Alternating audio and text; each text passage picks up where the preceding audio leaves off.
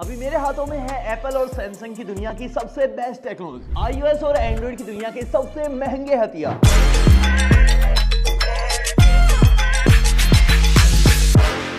जिन चीजों में एप्पल सालों से पीछे था, जैसे मेगापिक्सल की लड़ाई, छोटी battery size, slow charging speed, लेकिन इस बार भाई इन्होंने सैमसंग के पसीने छुड़ा दिए हैं। और जहां एंड्रॉइड आईफोन के सामने घुटने टेक देता था अपने यूआई इकोसिस्टम या फिर 5-7 साल की सेल्फ लाइफ की वजह से, वहां एंड्रॉइड ने भी भाई कड़ी टक्कर दे रखी है आईफोन्स को। हमारी लास्ट वीडियो में आईफोन 17 वर्सेस S25 में S25 जीता है भाई। लेकिन क्या ये S25 अल्ट्रा इस एप्पल की लेटेस्ट टेक्नोलॉजी को फेल कर पाएगा?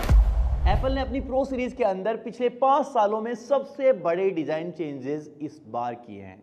लाइडा सेंसर और फ्लैश लाइट कैमरा से काफी दूर हो चुके हैं। कैमरा का मॉड्यूल स्ट्रेच होकर काफी बड़ा भी हो चुका है। ये बैक पैनल ग्लास और एल्यूमिनियम से बना हुआ है, जिसकी वजह से काफी स्ट्रॉन्ग फील होता है। वहीं सिमिलर आपको सैमसंग का बॉक्स मिलेगा और इसके अंदर भाई सैमसंग ने भी बहुत बड़े डिजाइन चेंजेस नहीं किए हैं पिछले 4 सालों में, लेकिन ये भी काफी प्रीमियम फोन फील होता है। हालांकि आईफोन के साइड बाय साइड आप कंपेयर करोगे तो सैमसंग की एजेस आपको ज्यादा चुभेंगे आईफोन के कंपेयर में। साइड बाय साइड जब दोनों फोनों को पकड़ोगे तो आपको आईफोन ज्यादा भारी लगेगा, लेकिन ज्यादा क्लीन लुक सैमसंग का है, जो काफी अजीब बात है यार, क्योंकि एप्पल की हमेशा से यूएसपी रही है काफी सिंपल एंड क्लीन लुक देना। लेकिन इस बार भाई अलग अलग हो गया सिस्टम। डिस्प्ले के बारे में डेफिनेटली मैं आपको बताऊंगा, लेकिन उससे पहले साइड बाय साइड आप इनकी डिस्प्ले को ध्यान से देखो। अब आप खुद से गेस करो इसमें आईफोन वाली डिस्प्ले कौन सी है। भाई आईफोन की डिस्प्ले ये है। मैं भी इससे पहले कभी इतना हैरान नहीं हुआ। ये इस बार बहुत ज़्यादा ब्राइट है, हर एक कलर को निखार के दिखा रही है। और सैमसंग की डिस्प्ले हमेशा से बेस्ट रहती है, लेकिन फिर भी भाई आईफोन 17 प्रो मैक्स के सामने इस बार फीकी दिख रही है। चाहे आप अंधेरे वाले सीन देखो या फिर तेज धूप वाले, आईफोन ही आगे निकल के आएगा। आईफोन के अंदर आपको 6.9 इंचेस की LTPO OLED डिस्प्ले मिलती है 120 हर्ट्ज की प्रो मोशन डिस्प्ले के साथ। वहीं सैमसंग के अंदर एग्जैक्टली सेम 6.9 इंचेस की डायनेमिक एमोलेड 2X वाली डिस्प्ले मिलती है, 2K रेजोल्यूशन के साथ आती है। और ये अगेन एक LTPO पैनल है, 120 हर्ट्ज को सपोर्ट करता है। सैमसंग की ब्राइटनेस 2600 निट्स है, वहीं एप्पल की 3000 मैक्स निट्स। अभी मैं इन दोनों को लेकर धूप में खड़ा हूं और यहाँ आप डिफरेंस नोटिस कर सकते हो। लास्ट ईयर तक सैमसंग की एंटी रिफ्लेक्टिव कोटिंग वाली रील बहुत ज्यादा वायरल हो रही थी, जिसमें धूप में ऑलमोस्ट कोई रिफ्लेक्शन नहीं आ रही थी। लेकिन इस बार भाई एप्पल ने भी अपने मिस्त्री को बोल के एक कोट फिरवा दिया, इसमें लगा दिया भाई। और सबसे कमाल चीज ये है कि एप्पल की डिस्प्ले भी सैमसंग ही बना रहा है। अब सैमसंग ने अपने बेस्ट फोन में बेस्ट डिस्प्ले डाला ही है, एप्पल ने बोला इससे जो बेस्ट बने वो हमारे में डाल दो। डालना पड़ गया भाई। तो डिस्प्ले में तो नो डाउट भाई आईफोन ही विनर है, और ये सालों बाद मैंने बोला है, वरना हर बार सैमसंग ही जीतता जा रहा था। लेकिन सिर्फ डिस्प्ले से काम थोड़ी चलता है, स्पीकर्स देखो भाई, ये भी इंपॉर्टेंट चीज है।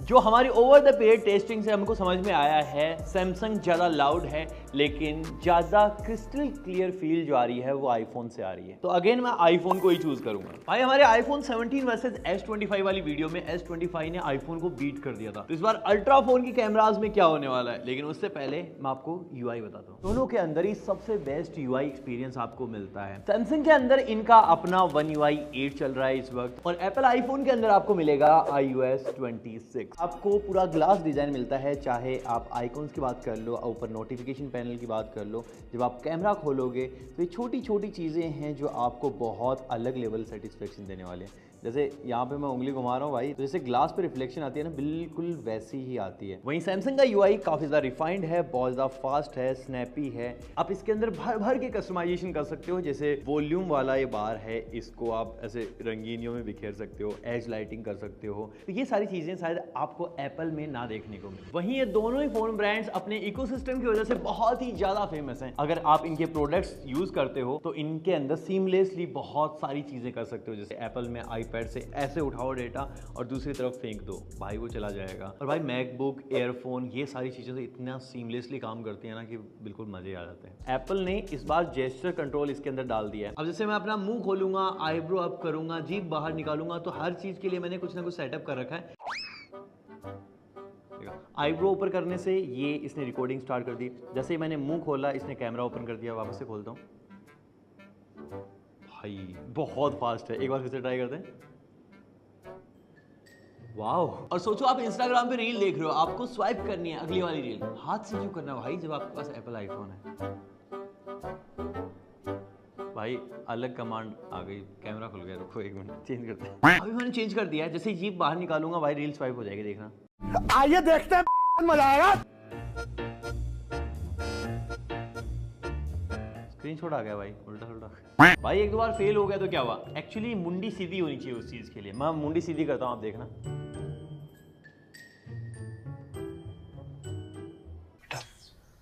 तुमसे ना हो पाएगा भाई ये अभी R&D में है, फीचर इससे काम होना बाकी है। लेकिन कुछ कमांड के साथ ये सच में बहुत अच्छे से काम कर लेता है। और भाई जो एप्स आप डेली लाइफ में यूज करते हो उनके ऊपर एप्पल इतना ज्यादा ध्यान देता है, जैसे मैं आपको दिखाता हूँ। जैसे ही मैं इंस्टाग्राम खोलूंगा, डबल टैप करा मैंने, यहाँ से लाइक गया सीधा भाई लाइक में यहाँ पे कनेक्ट हो गया। ये बहुत कमाल की चीज है। और ये HDR वीडियोस प्ले कर पा रहा है इंस्टाग्राम के ऊपर, बहुत तगड़ी चीज है। और अगर स्नैपचैट पे मैं जाऊँ तो यहाँ पे आप HD फोटोज ले सकते हो। ये सारी चीजें आप एंड्रॉइड में नहीं कर पाओगे। तो भाई एप्पल के साथ अभी भी बहुत सारे एडवांटेज हैं जो आपको एंड्रॉइड के साथ शायद ना मिले। तो एंड्रॉइड और आईफोन में तो डेफिनेटली मैं आईफोन को ही प्रेफर करूंगा, चाहे इकोसिस्टम हो चाहे इसका UI हो। बाकी आप एंड्रॉइड लवर हो या फिर आईफोन, नीचे बताओ। अब अगर आईफोन वालों का दिल गार्डन होते जा रहा है कि भाई सारे एंड्रॉइड वाले फोन हार जाएंगे, एप्पल आईफोन ये सब कुछ, तो भाई एक बार AI दिखाता हूँ आपको, अब आएगा मजा। एक बार भाई आना, मेरी फोटो लेना। ये दोनों में ही मैंने फोटो ली है। अब मैं बॉक्स को हटाता हूँ, देखते हैं कौन सा ज्यादा बेटर कर पाता है।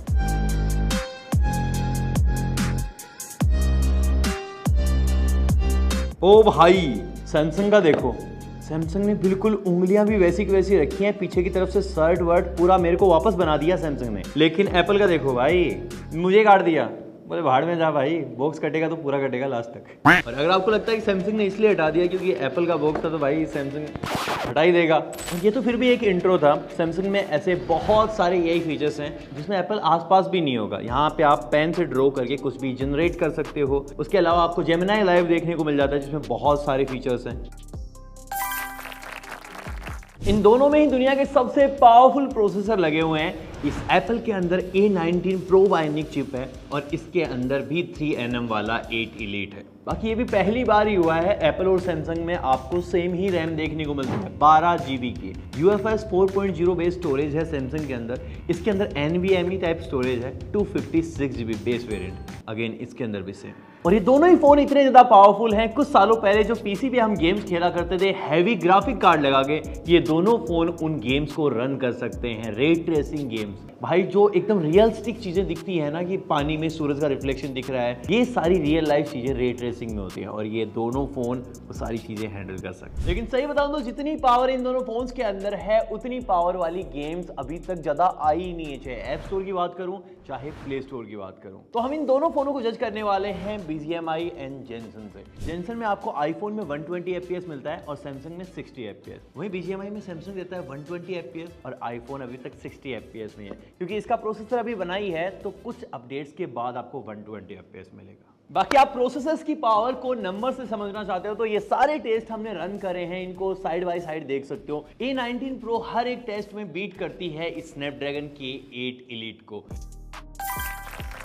दोनों की कैमरा टेस्टिंग के लिए हम यहाँ जल महल पे हैं। 17 Pro Max के अंदर आपको तीनों कैमरा 48 मेगापिक्सल के मिलते हैं और सामने की तरफ 18 मेगापिक्सल सेल्फी कैमरा, जो पिछले 4-5 सालों में 12 मेगापिक्सल का हुआ करता था, वो इस बार 18 मेगापिक्सल है। वहीं सैमसंग के अंदर 200 मेगापिक्सल का प्राइमरी कैमरा है, 50 मेगापिक्सल का अल्ट्रा वाइड है, तीसरा कैमरा भी 50 मेगापिक्सल का है, ये टेलीफोटो सेंसर है, 5x ले सकता है ये, और साथ ही में इसमें चौथा कैमरा भी है जो 10 मेगापिक्सल का है, 3x ऑप्टिकल जूम के साथ। वहीं सेल्फी कैमरा है 12 मेगापिक्सल का। जब बाय डिफॉल्ट आप सबसे पहले कैमरा ओपन करते हो तो आईफोन की फुटेज ज्यादा डिटेल के साथ दिखेंगे, क्योंकि ये 24 मेगापिक्सल भी लेता है और ये 12 मेगापिक्सल भी लेता है। इसलिए हम दोनों का कंपैरिजन मैक्स सेटिंग पे करने वाले हैं, इसका 200 MP और इसका 48 MP। 200 मेगापिक्सल पे इसमें डिटेल तो बहुत अच्छी आती है, लेकिन कलर्स उतने अच्छे नहीं आते, आप देख सकते हो। दोनों ही फोटोज हमने नॉर्मल मोड में क्लिक करी हैं। यहाँ पे आपको ज्यादा अच्छी फोटोज आईफोन की नजर आ रही होंगी, क्योंकि ज्यादा ब्राइटनेस है इनके अंदर, ज्यादा कलर्स हैं, ज्यादा रियल स्किन टोन लग रही है आईफोन की। अब जो फोटोज आप देखोगे वो पोर्ट्रेट में ली हुई हैं दोनों ही फोनों से। जहां सैमसंग के कलर्स आपको थोड़े से डल दिखाई देंगे, थोड़ी स्मूथ ज्यादा करता है अपनी फोटोज को, वहीं आईफोन की फोटोज काफी जिंदा सी लगेंगी आपको। इंसान का कलर जो है, जो स्किन टोन इसने मैनेज करी है वो बहुत तगड़ी है, थोड़ी सी वार्म डेफिनेटली करता है फोटोज को, लेकिन इसके साथ जो डिटेल्स आपको निकाल के देता है, जो कलर निखार के देता है, वो भाई सुप्रीम लेवल पे है। मुझे लगा नहीं था कि इतना ज्यादा मेजर डिफरेंस आएगा, लेकिन यहाँ पे क्लियरली विनर है आईफोन। बट एक स्पेस ऐसा है अभी भी जहां आईफोन उतना बेटर नहीं कर पाया है, वो है एज डिटेक्शन। आप चेहरे के आसपास देखोगे, बालों को ध्यान से देखोगे तो कई जगह एज डिटेक्शन उतना अच्छे से आईफोन ने मैनेज नहीं कर रखा है जितना सैमसंग ने कर रखा है। इस बार एप्पल ने अपना सेल्फी सेंसर 12 मेगापिक्सल से बढ़ाकर 18 मेगापिक्सल कर दिया है। मुझे बहुत ज्यादा एक्साइटमेंट थी चेक करने के लिए। तो भाई सैमसंग की फोटोज लोगों को ज्यादा पसंद आ रही हैं। जहां आईफोन अपनी फोटोज को वॉर्म और काफी ज्यादा भड़कीला बना देता है, वहीं सैमसंग काफी बैलेंस्ड वे में पिक्चर्स क्लिक करता है। मैंने सोचा नहीं था कि इतना मेजर डिफरेंस आएगा और कोई भी फ्लैगशिप कैमरा आपको दिन में अच्छी फोटोज दे ही देगा। इसके लिए हमने नाइट फोटोज ट्राई करी, लो लाइट वाली फोटोज ट्राई करी और रिजल्ट्स आपके सामने।